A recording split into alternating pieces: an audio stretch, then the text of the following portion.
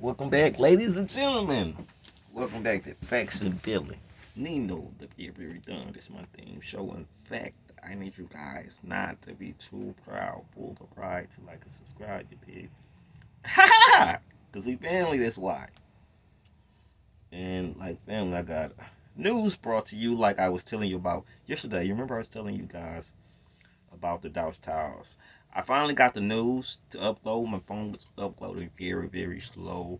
Like, I don't know. Radio slow. But anyway, anywho, um, I finally got that news. And I want to touch on the topic of what happened to my mother in case you guys forget. My mother was doused with a towel, but not a towel. She was doused with a phone. Well, I'm gonna tell you ladies to be careful because you can be doused anyway. A person can put some on your. It could be a cord. It could be anything on your core. Do not touch it if it wasn't there. Leave it alone. Do not touch it unless you feel sincerely. Oh, these people are legit. They wouldn't do that. You don't. It's a certain company that you can call that, or even no. I wouldn't even touch nothing because you never know who's perpetrating. So long story short, a dude pulled in. My mother was at Family Dollars, parked in, right? She parked like this. A guy pulled in right in front of her, blocking the Family Dollar view and any cameras for seeing what's going on from the situation. And he, for some reason, he opened his door and he tried to give my mother a phone. He like kept pushing the phone in her face. And she's like, it was very weird. She's like, no, I don't need your phone. I don't know you. I don't know you. Thank you. You know what I'm saying? But when she touched the phone, he made sure he put it in her face good enough for her to touch. She said her hands felt a little bit like something. She felt like something was in her hands. And then when it got close to her face, she just started to get woozy, like she was passing, like she was about to pass out, and she was losing consciousness. And she just kept saying, "I can't pass out here. I can't pass out. Not like this." And she just kept on saying, "Come on, mama seen stuff like like I told you, my mama see me busted, so she's seen a lot of stuff. So her mind is, oh no, it's not finna end like this." And she was just fighting, and I want to tell mother I thank you for being a strong lady for all the women coming forward with their story because this is real, it's really happening. Um, I of course was a little skeptical because I'm very dramatic, just like my mother. I may do all kind of postures and everything when I talk, whatever.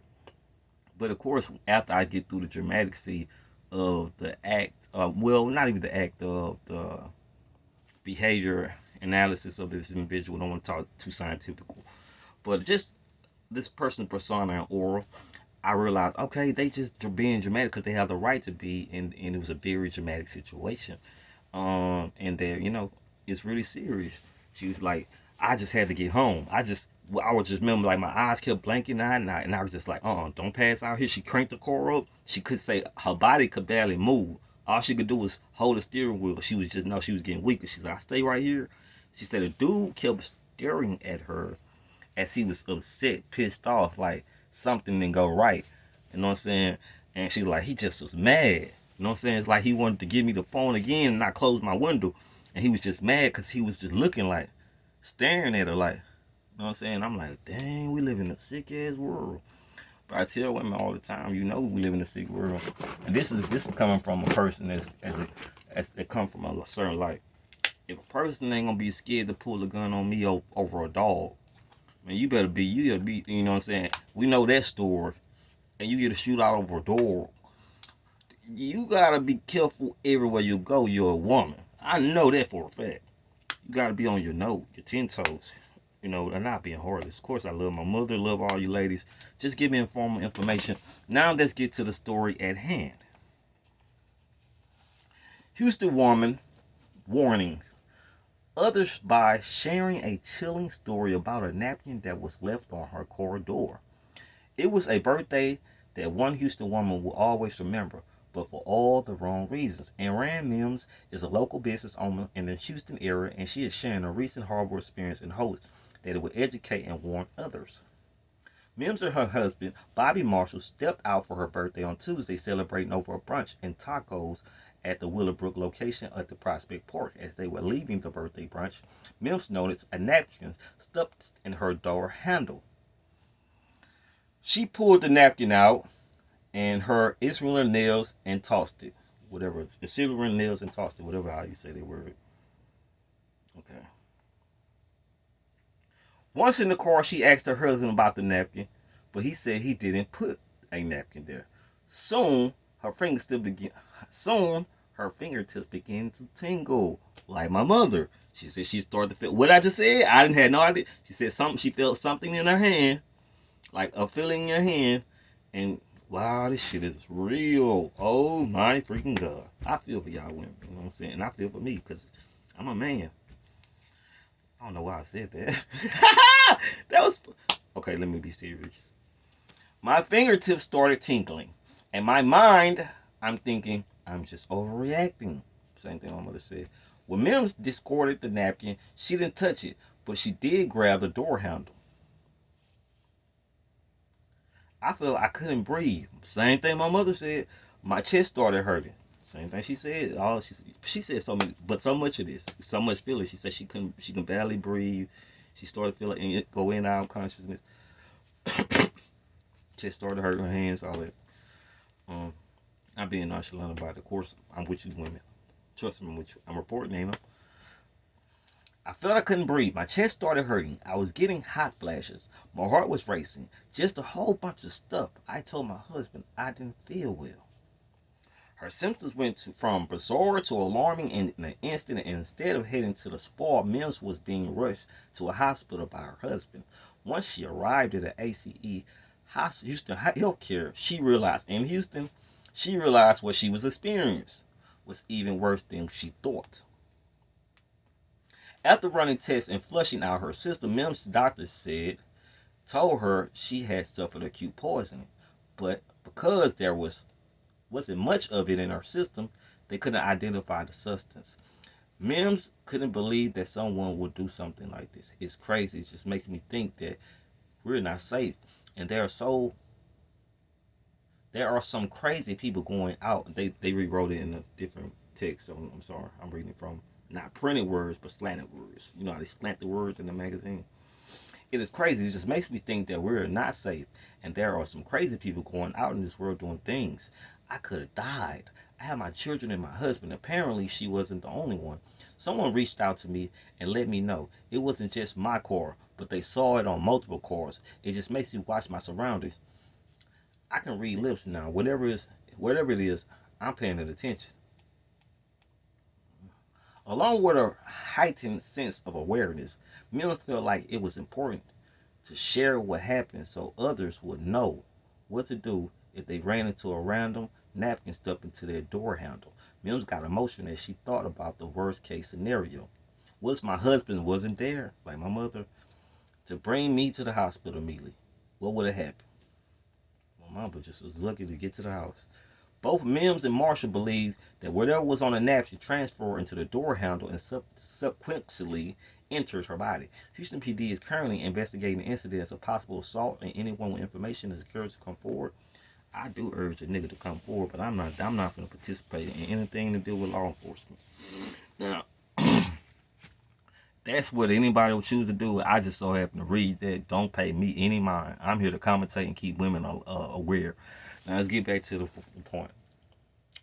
My mother, she called the police when she got to the house, and they told her to go back up there and they're muted. She like, go back up there, and she was so nervous. She's like, what if he see me? What? No, she like, She just got nervous, and I was like, oh my god. What the hell is the police doing? They sure does make people feel safe. And I tell people, y'all call these people when something dangerous happens? Y'all more braver than I am. Did you see Uvalde school shooting? Did you see? I will bring footage to that to let you guys know. They sat in the hallway the whole time before the dude even fired off one shot. They was there the whole time. At the end of the day, I ain't trying to clown police. I'm just saying some cops are actually brave, but 90% of them, no. It's just like average dudes and gangsters. Like, do they actually live by gangster rules? No. You have a 10% that you have 10 to 20%, 50 at the most on a good day. You know what I'm saying? I say on a good day, yeah. But most of the time, it's always a 90 to 50 chance that you will have some cities. You might have 50% of loyalty gangs. Some cities, some place. But on an average, certain places, in a small place, especially a small environment. If it was jail, say for instance, you have 10%. Well, jail have more really niggas because there's a code. It would be consequences to tell. But just giving instant on the street. We don't believe in calling no goddamn police. I said that to say this. Good luck, Chuck. Good luck, Chuck. You know, it's funny. I'm like, how the police can't catch these guys? Because they obviously been doing it for a while. They did it to the point they did it to my mother. They did it to someone that got, you know what I'm saying, to the point they went viral, hit the news. Is when the police gonna step up and do the damn job? Lock up these guys. These guys gonna hurt somebody's parents out here with this sex. And it ain't gonna be mine, because I'm gonna tell you like this. God is my motherfucking witness. I wish a nigga would. My mother, that dude there, don't know who mother he playing with. I'm not gonna do no. I'm gonna take you somewhere, and I'm gonna stop right there. Oh Lord, I almost said too much. Lord, I almost forgot who I mixed with. And all that French and all that crazy stuff came out my family. We just crazy over here, but we love the love. I gave you the best broadcast I can give. A little bit of comment, a little bit of truth, but at the same time, I want to make sure you stay acute to what's going on too, and that's just on your note. Now, let me tell you this for sure: like, our heart goes out to you, women, because it's not easy being a woman, for real. Like, when you look at y'all, like, damn, we us man, we can be very self-centered sometimes. You know what I'm saying? To really like not even think of what a woman goes through, which we go through a lot in fucking America. Women go through a lot being targeted, and that's just what it is. I tell women, be on your know. How could you, even if you was to pack a gun, tell women pack a gun, pack a knife, pack a taser, pepper spray. What's gonna stop you from passing out, somebody poisoning you? Now, my thing about it to ladies, you see anything on your door handle, remove it. This is a tip. Remove only with a stick. Do not touch. Sterilize your handle. This is something we was taught a long time. I don't know why they used to teach us this crazy stuff in the street. You see something on your door, don't touch it. You could pay me to touch it. I'll be like, ooh, shit, kick that motherfucker. Then I'm going to go back and find something to clean. Now, did I ask questions? It's like when you see black people, I even seen white people do it. They see black people running, they take off. I say, them some brave, they know the game. We not finna run for no reason. And that's what I always taught. Don't ask too many questions. And my homeboy told me about the douse stuff. I never knew they doused. Like, I knew they douse towels. We knew about this in organized streets and all this shit, whatever it goes.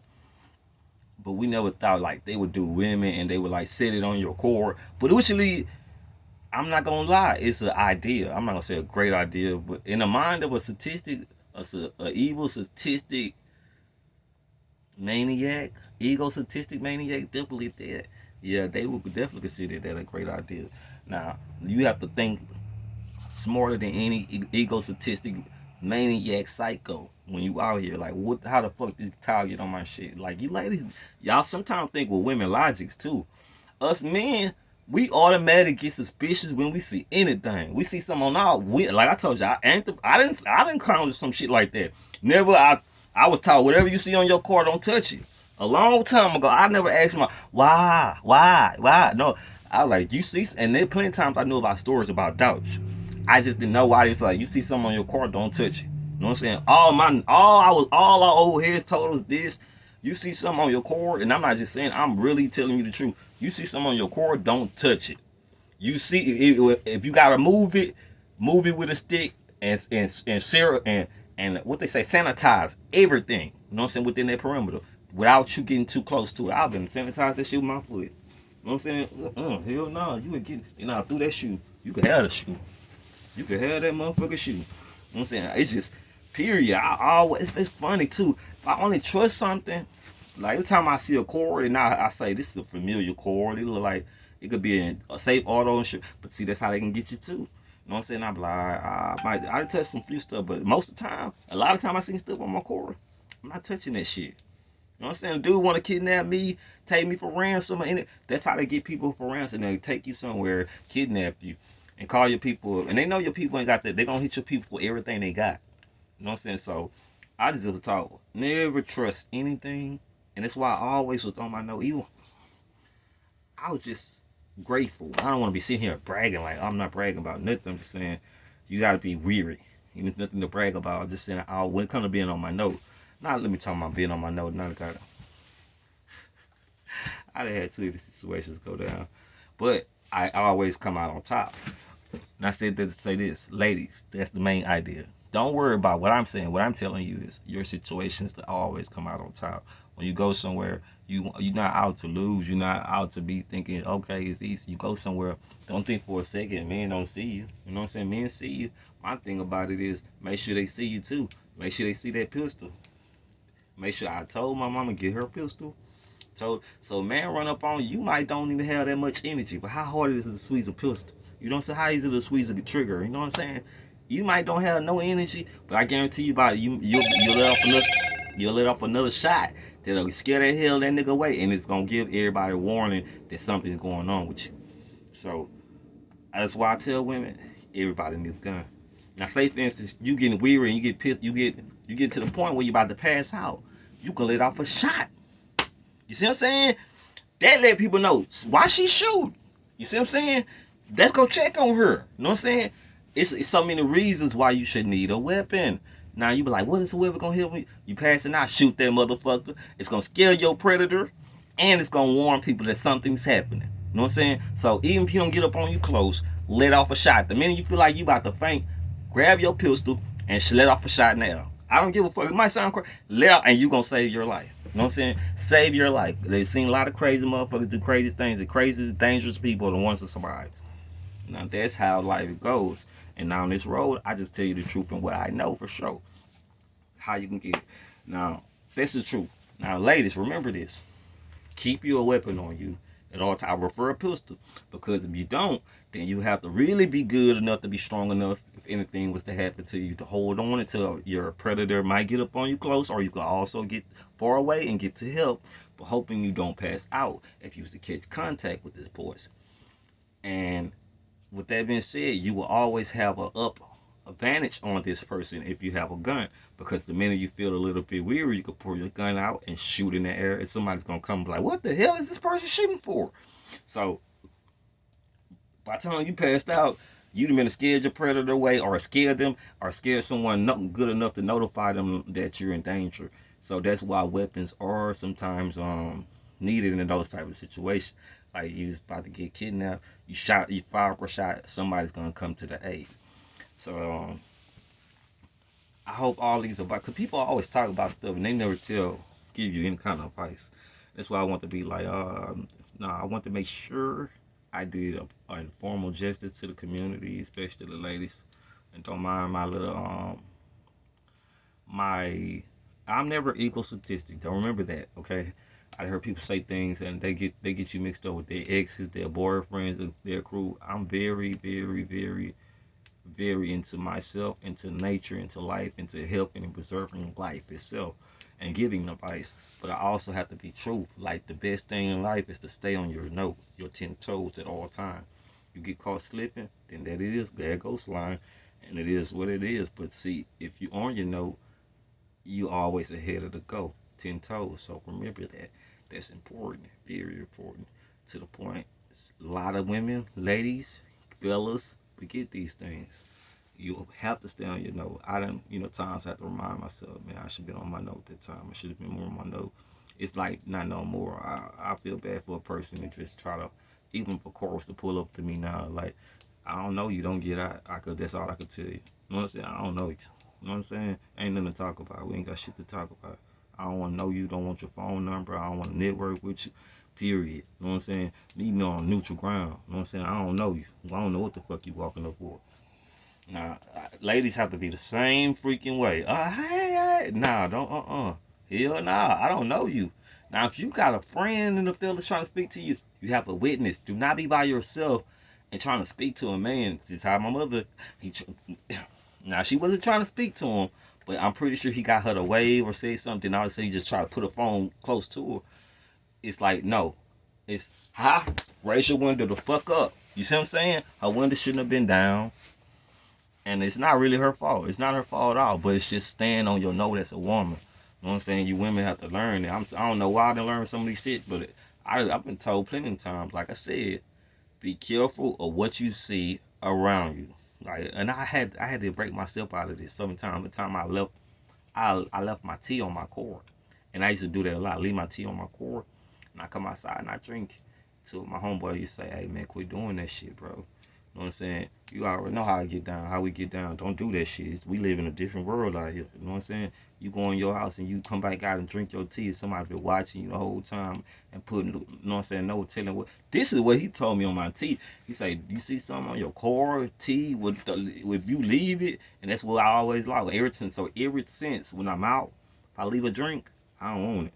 You know what I'm saying? I don't want it. After I left it unattended, I don't want it anymore. I used to be always like, ain't nobody finna spit in it or do it. He said, man, but nobody spitting in it. You know what I'm saying? You'll be able to see spit, but you can't see poison. You know what I'm saying? That's what that forever stuck with me.